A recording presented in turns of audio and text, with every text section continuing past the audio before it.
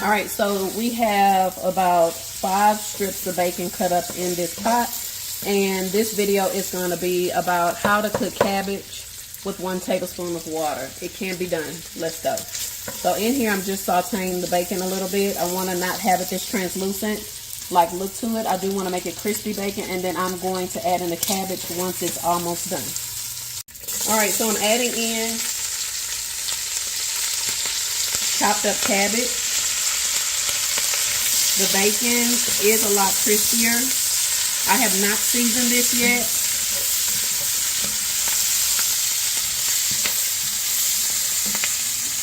You want to add in a little bit of seasoning. Guys, the full recipe will be on my blog.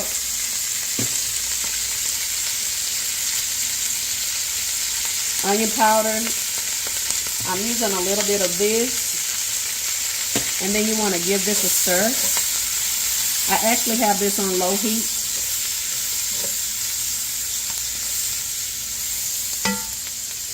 A little bit of garlic powder. Some people do like to add in bell peppers and onions and all that. My family doesn't prefer that, and I don't either. This is fine for me. I'm going to go ahead and add in the next layer.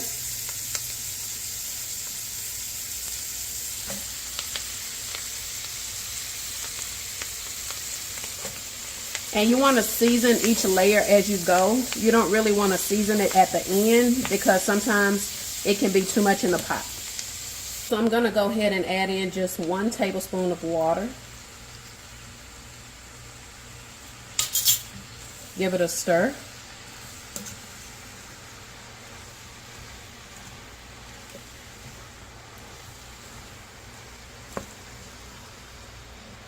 And we're going to cover it for about 15 minutes.